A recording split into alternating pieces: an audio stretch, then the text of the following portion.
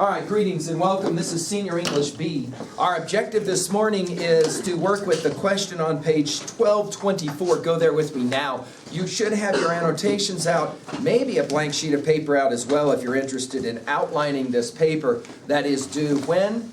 Tomorrow. All right? So let's talk for a few moments together about this question. British philosopher John Stuart Mill, and that's an important name for you to put in this outlining, said the following. Let's look at it. War is an ugly thing, but not the ugliest of things. The person who has nothing for which he's willing to fight, nothing which is more important than his own personal safety, is a miserable creature and has no chance of being free unless made and kept so by the exertions of better men than himself, end quote. Consider the three poems that we are about to study. Which speaker or speakers do you think would agree with Mill and why? Now, before you can write this paper, put it in your notes right now, you need to have the quote by John Stuart Mill explained in your own words. So do that real quickly for your notes. John Stuart Mill said something about the ugliness of war. He said war is a horrible, ugly thing, but there's actually something he said more ugly than that. What is it that he said is more ugly than war itself? Go back and look at the quote again on 1224, number 9. Person who does not fight for it. How would you say it, Mr. Keeley, in your own language? Someone who's not patriotic. An individual who is, we might say, unpatriotic. An individual who is unwilling to contribute to the common good, the common effort in wartime, and yet enjoys the benefits of the exertion of the war, the fighting, made by others. Mill's saying that is even uglier than the ugliness of war. Got me? In other words, in a line, Mill is saying the truest or freest individual is the citizen who is committed to the effort of war. Okay? But wait a minute, that's not really the question we're writing on. That's just what John Stuart Mill said. Our objective is to do what? Well, we're going to look at three poems, and more particularly, we're going to analyze the speaker of those three poems.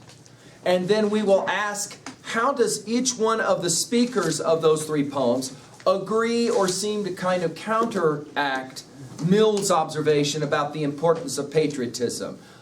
In a line, Mill will argue the lack of patriotism is uglier than the war itself. Okay? Now the question will be, what about the speakers that we're working with? And now I'm with you on 1220 to begin with. We're going to look at three wartime poems. The first we'll call An Irish Airman Foresees His Death. The second is Rupert Brooke's poem, The Soldier, very famous anthologized poem. And then finally, Sassoon's poem, Dreamers. All right? And what we want to do about all three of these poems is two things. One, we want to exegete the poem so that we know what the speaker is saying, obviously. But more importantly, we're interested in this 1224 number 9 question. That is to say what we're writing on. How would the speaker of the poem feel about what John Stuart Mill said regarding the lack of patriotism as uglier than the war itself? Would the speaker agree? Would the speaker disagree? And why? An easy way to outline for your essay right now, you might want to do this with me because I'll help you write this paper. An easy way to do this then is to put the three titles down the left-hand side and then across the top put Mill's quote. You can just write the words, Mill's quote. Or, I mean, if you want, you can put it in your own words or however. And then what we're going to do is we're going to look at the poem and we're going to ask about the speaker of the poem. Would the speaker of the poem agree or disagree with John Stuart Mill's observation that unpatriotic individuals are actually uglier than the war itself? Okay? We'll ask, does the speaker of this poem agree or disagree? Of course, you really can't do this until you know what the speaker of the poem actually says. Make sense? So we're going to begin there. Let's first of all start with the poem on 1220. Uh-oh. Now I'm doing annotations as well. Some of you actually have the annotation of these three poems in front of you to help you with the reading assessment work of Packet 12. Yes, that's due tomorrow. All right? So let's begin now by asking a couple of questions about who wrote this poem. What's his name?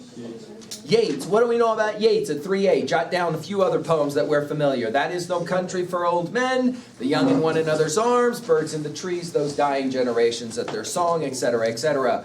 You'll remember Yeats also is the author of The Second Coming. Now, Yeats is Irish. This is important. He writes a poem called An Irish Airman Foresees His Death.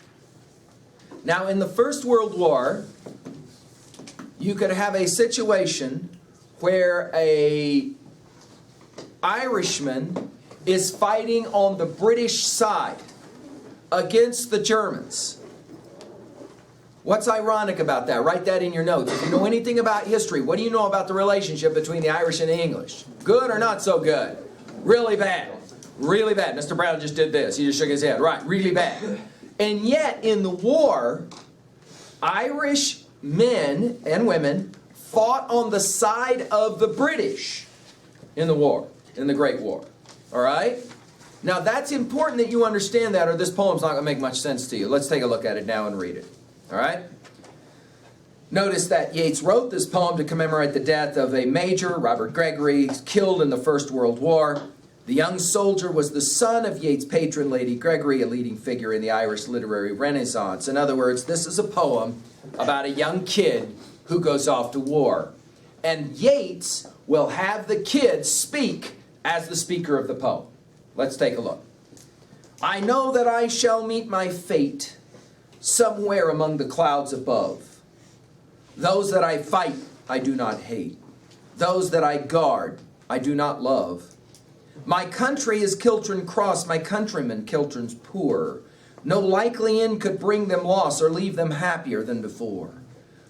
Nor law nor duty bade me fight, nor public men nor cheering crowds. A lonely impulse of delight drove to this tumult in the clouds. I balanced all, brought all to mind. The years to come seemed waste of breath, a waste of breath the years behind, and balance with this life, this death. Now, let's try to figure out what the speaker of this poem is saying by exegeting a couple of lines or a thought at a time. Notice what he begins. I know that I shall meet my fate somewhere among the clouds above. Go ahead and write it in your own words at level 1. What's he say? I know what?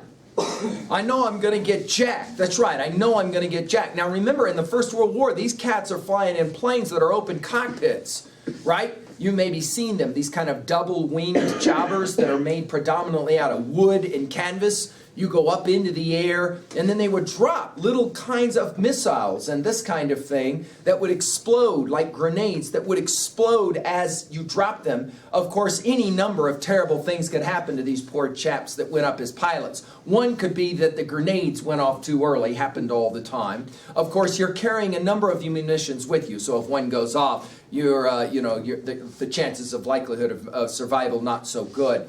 These individuals primarily didn't even wear parachutes. This was in the very early years. The planes themselves could become really problematic, right? They had all kinds of mechanical problems. This is before the Second World War, when we've improved air fighting and the like. Of course, it's an open cockpit, so what does that mean? You can't go very high, because if you go very high, you get what?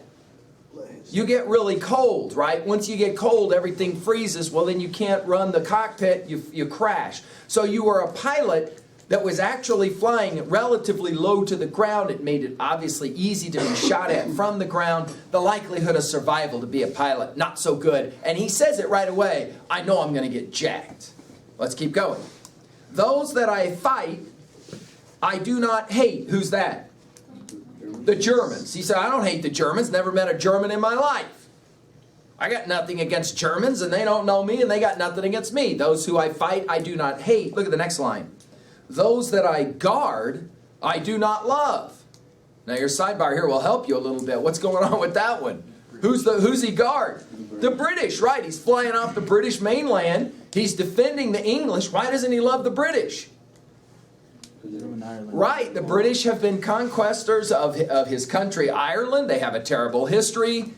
What's interesting here? What would you say is the tone of this poem already? Can you come up with a good adjective? I know that I shall meet my fate somewhere above, beyond the clouds above. Like content? Content, as in happy? No. No. That's just the way it is. There's nothing you can do. Content is not actually our adjective, although we're coming close to it. What is our adjective? It starts with an R. Do you know this word? I'm sorry? Resolve. Resolved is a way to say it. I was going to say resigned. That's the word that really I think Mr. Lang was looking for. More than content, it's a resignation, isn't it? It's a, oh, well, I'm going to die doing this job. And ironically, and we need to write that one in our notes, ironically, I don't hate the people I'm fighting against, and I don't love the people that I'm guarding. Notice his observation next. My country is Kiltern Cross. Now, Kiltern Cross is a small area of Ireland where the poorest of the poor live. They're like farmers. You might think, for example, of, out in the middle of nowhere, almost like around here we would call it like a Hyattville type of, where you live out beyond most people even know you exist out there. That's Kiltern Cross. Notice what he says. My country is Kiltern Cross. My countrymen, Kiltern's poor. No likely end could bring them loss or leave them happier than before. Put it in your own words. What's he say about the people of where he comes from in Kiltern and the war? Can't get much worse. It can't get any worse. It's not like if losing the war is going to affect them. They're already so poor it doesn't matter. And it's not like winning the war is going to affect them either. In other words, the people that I come from, what do they care about the war? Not at all. Not at all. The people I come from could care less about the war. We'll keep going. Nor law nor duty bade me fight, nor public men nor cheering crowds. He says, I'll tell you why I didn't go to the war. I didn't go to the war because of law. What's that mean? Draft. I didn't go to the war because of duty. What's that mean? Like you enlisted in. Right, I didn't enlist because I was so patriotic and I felt a sense of duty. I didn't go because of public men or cheering crowds. What's that mean? Like popularity? Peer pressure, right. I didn't sign up for peer pressure. Okay, dude, if you know you're going to die fighting for, in the war, and you don't even have any real sense of commitment to the war, well, then why did you sign up? Because he says, I didn't sign up because I felt drafted or because I had some sense of duty, patriotic duty, and certainly it wasn't because all of the people standing up and shouting. I wasn't pushed into it peer pressure-wise. What was it? Line 11. A lonely impulse of delight drove to this tumult. Tumult means fight in the clouds. It's like his character, what he is on the inside told him to do it. Yeah, a lonely impulse of delight drove to this tumult in the clouds. And then he tells us how he decided to join the military. It's kind of disturbing. Let's look at it. I balanced all, brought all to mind. The years to come seemed waste of breath. A waste of breath the years behind. In balance with this life, this death. What's he say, Frederick? He says, I looked at my life, and the first place I looked was forward into the future. And he said about his life, what? Gonna be a complete waste of breath. And then he looked backwards at the life he had lived to this point, and he said about that life, what? Waste of breath. What the heck? Let's join the military and go up and fly in an airplane. Gonna die of something, might as well die of that. End of poem. Now we're ready to jot down a couple of observations that maybe help us with our John Stuart Mill quote. Remember what Mill said. The only thing uglier than war is what? The lack of patriotism. That's right, the lack of patriotism. What are your thoughts about this speaker, this young Irish airman? Would he agree or disagree with John Stuart Mill's view? He would disagree, wouldn't he? What would he say about John Stuart Mill and patriotism? You can take all that patriotic stuff and what? Shove it. Right, shove it. I ain't got no interest in patriotism. It ain't the reason that I fight. I know I'm going to die. I could care less about the English and their stupid war. The fact that I come from really poor people, it ain't going to matter one way or the other. Normally, people like me, he's saying, are the ones who die in war anyway. It doesn't matter.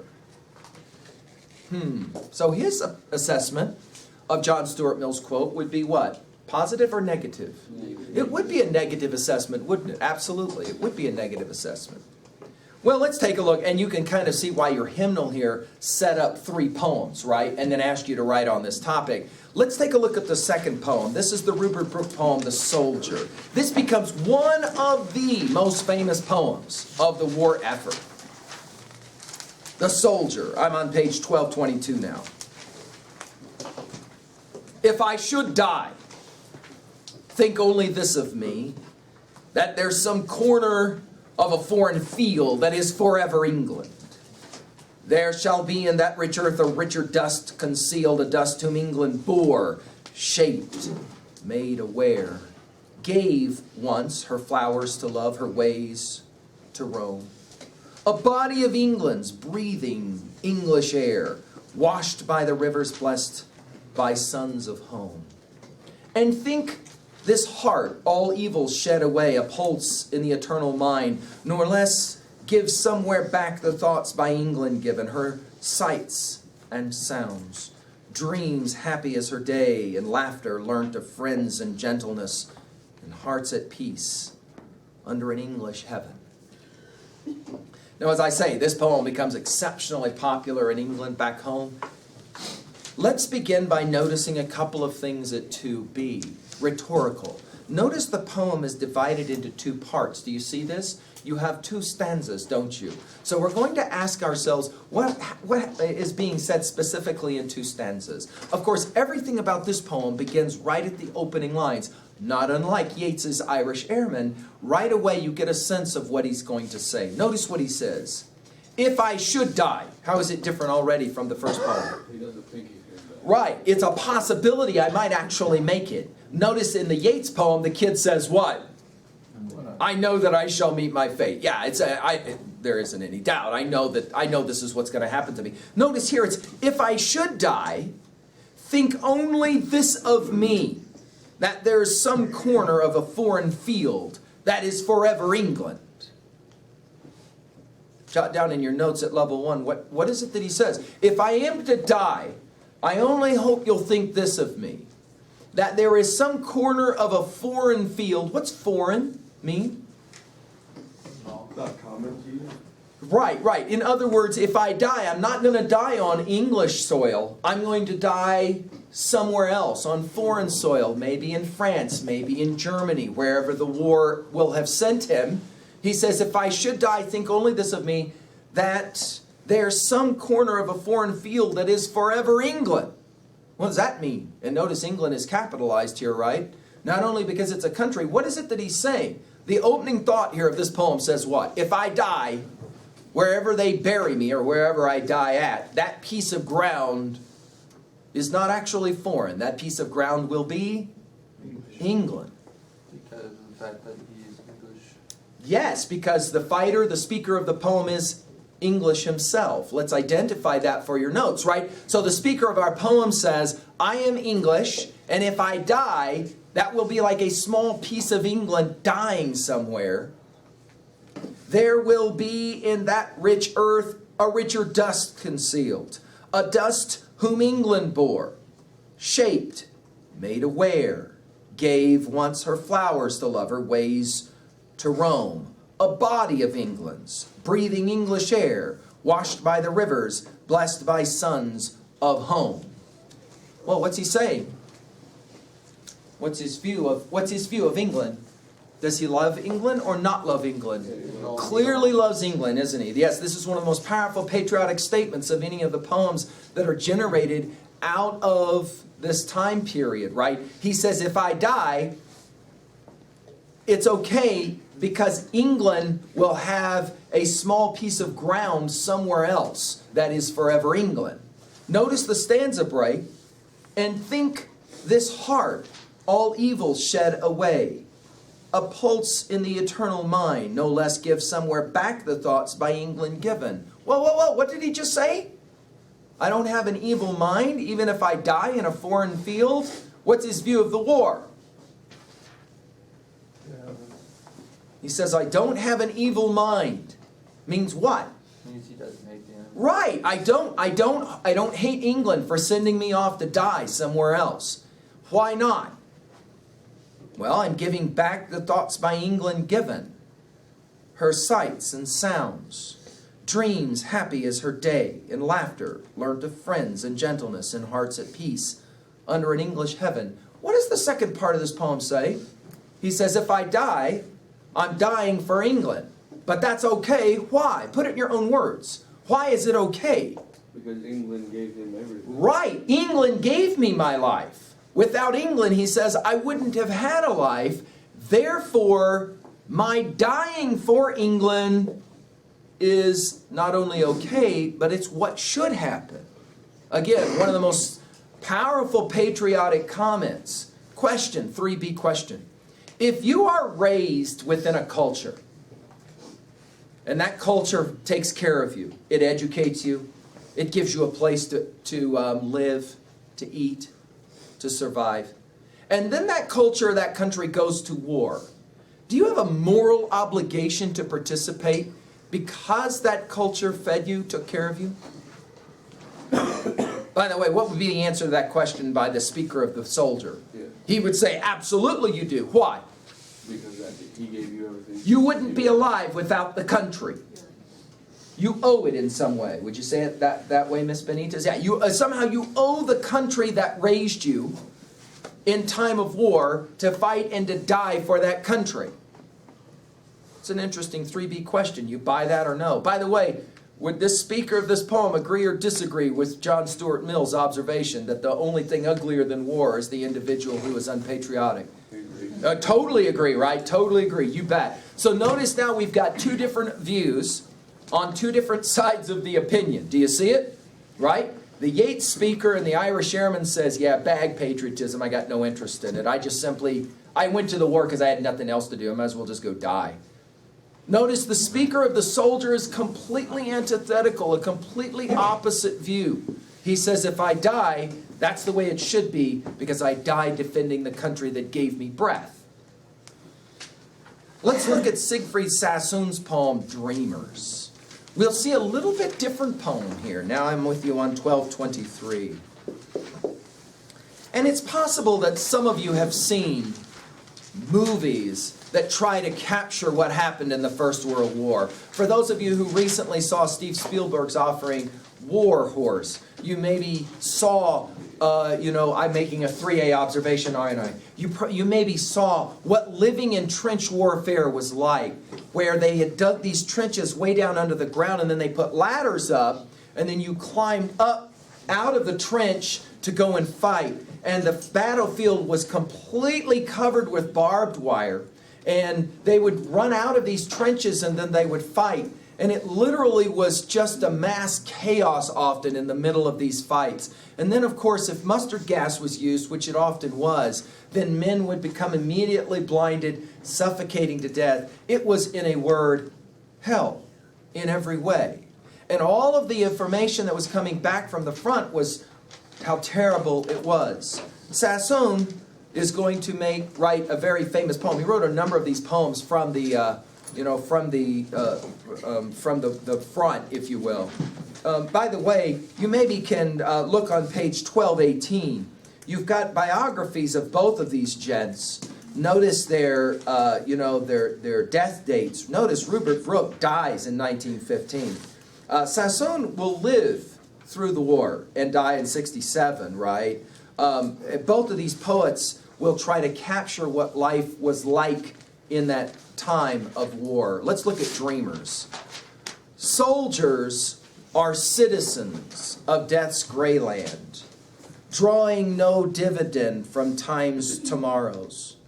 In the great hour of destiny they stand, each with his feuds and jealousies and sorrows. Soldiers are sworn to action. They must win some flaming, fatal climax with their lives. Soldiers are dreamers.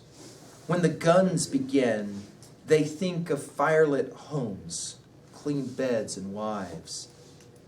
I see them in foul dugouts, gnawed by rats, and in the ruined trenches lashed with rain, dreaming of things they did with balls and bats, and mocked by hopeless longing to regain bank holidays and picture shows and spats and going to the office in the train. All right, let's start at 2B with this one. Notice with this one that again you've got two-part poem. Do you see this? Two-stanza poem. We're going to make some observations in stanza 1 that then work in stanza 2. Notice this is a little bit different poem, huh? This is a poem that instead of having a specific speaker involved in the war, how do you want to identify this speaker as a little bit different? He says in the second stanza, I can kind of see them there in the trenches. So it's a third person view? It is a third person, kind of omniscient, a third person view, isn't it? Someone who's kind of standing outside of the conflict and is looking at soldiers. Let's identify, first of all, the first stanza and what it is that he said. Soldiers are citizens, but not of England. What are they citizens of? They're citizens of death. That is to say, soldiers from the very beginning have to reconcile with the fact that their being there means most likely they're going to die. Right? Drawing no dividend from time's tomorrow. What does that mean? And your sidebar there asks you, what's the tone of the opening line here? You don't take time out of tomorrow. There is no tomorrow for these gents, right? There is no promise of tomorrow. Notice for most of you, you imagine that May really will come and the graduation to come, right? Most of you genuinely believing that, knowing, yeah, I'm going to be alive in June, and yeah, I'm going to have graduated, and yeah, I'm going to have, that is to say, you have some hope of the future. What does Sassoon say about soldiers?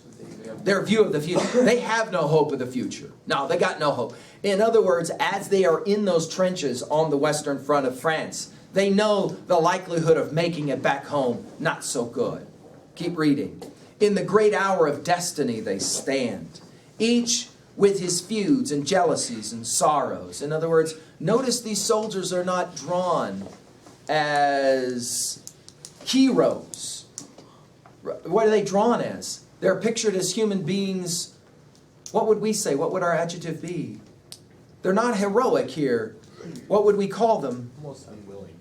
Almost unwilling. We might even just say normal human beings. That is to say they have feuds, they have jealousies, they have sorrows. In other words, notice Sassoon is not trying to picture some kind of heroic soldier, but rather a normal person who got plucked up, sent to the front, and is now, waiting to fight, if not fight, die. Some soldiers are sworn to action, right? They are people of action. They must win some flaming, fatal climax with their lives. Soldiers are dreamers. Now, of course, we meet the title of the poem, yes? Dreamers. When the guns begin, they think of firelit homes, clean beds, and wives. What's ironic about the fact Dreamers is the title of this poem? Soldiers are dreamers. That's all it is just a dream. It's kind of like a dream. They're almost like they're in a dream of sorts. When the bad, terrible things start happening and the fighting starts happening, we're told that these soldiers start to dream. But dream about what?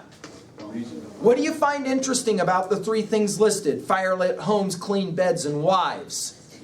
It's the stuff that's back. Notice they're not dreaming about victory. They're not dreaming about winning. They're dreaming about where they'd rather be. Notice the second part now will amplify on that. He says, the speaker here says, I see them. Them who? The soldiers. I see them in foul dugouts. What's a foul dugout? The trench. Yeah, the trench. What's foul mean here? Yeah, that's pretty disgusting. And it is pretty disgusting. I mean, think about it this way. If you put a whole bunch of men inside of one of these things, one of the obvious questions right away is, well, what do you do in terms of just basic hygiene? Right? I mean, where do you go, for example, go to the restroom and stuff like that? Because you're out in the middle of this battlefield in this trench. From there, it just gets more and more grotesque. Obviously, men are dying. You've got all kinds of infection happening. Foul dugouts. What is the gnawed by rats? I once had a senior that said that's one of the more disturbing images of any poem we've read. Gnawed by rats. What's that mean? Well, you have all that disgusting stuff in those trenches, you're gonna happen to get mice and stuff. Right. Rats show up, and of course, rats will attack you while you sleep. And there's a number of men who died at the front who didn't die from bullets. They actually did die from being killed by rats. So, I mean, you're so fatigued, you don't even wake up, etc. And in the ruined trenches, lashed with rain. See, some of us, because we live in a desert out here, we forget this notion that in England and on the western front of France, you have tremendous rainstorms that can come. Of course, they would dig these trenches down into the dirt. And then once the rain started coming, many of these guys actually drowned because you could get flash floods that would come into these trenches. And if you couldn't get out fast enough, it's terrible with the rain and the muck and all of that. But he says, I see them all, probably in positions of sleep, right? Dreaming of things they did with balls and bats, and mocked by hopeless longing to regain bank holidays, picture shows and spats, and going to the office and the train. What does he say? They dream about what? Notice this is an amplification of the final line of the first part, huh? They dream of normal lives. Question, 3B question. Can those who have endured the horror of warfare and survived it ever come back to be normal again, do you think? No. Are they forever affected by the experience? Something always changes. Something always affects them. Where? They survived physically, maybe not. Yeah, we would say mentally, psychologically. Notice how Sassoon is trying to help us to understand that while these soldiers are heroic to go and fight and not run, in the end they really are just what? They're just normal people, aren't they? Yeah, they're just like the reader, you and me. What's the point of this poem in regards to John Stuart Mill, do you think? Would the speaker of this poem agree or disagree with Mill's position on lack of patriotism is even uglier than war? Where would he come down on it? I think he looked at war as uglier. He'd probably disagree. Yeah, it's interesting, right? You could make the argument both counts. Notice what your textbook company has done. Given you a quote by John Stuart Mill, then given you 3 poems. One of those poems, Irish Airman, completely a disagreement, yes? The second poem, Soldier, complete agreement, patriot, very patriotic poem. The third one, right, lands somewhere kind of in the center. That is to say, it's often not so easy to talk about patriotism in wartime because the people who end up fighting in the war, oftentimes, most of the time, they're just normal people. I find it always interesting lecturing these 3 poems because over the years, a goodly number of both men and women sat in room 303 and read these poems with me and then went on to join the military and to find themselves in the middle of the fight. A number of them I continue to email even as we speak. And it's always interesting when they email me that they say, when I was a high school senior, I remember reading those 3 poems on fighting in the war. At the time, it didn't occur to me that I would even be in the military, much less be in the middle of the battles. And they report it's always kind of surreal or strange. McGee, greetings. I do. You bet. You bet. You bet. Miss Evelyn, they're looking for you in the front office. All right, guys, so now we've got an outline of the paper. Our job is to get serious now about writing that paper, yes?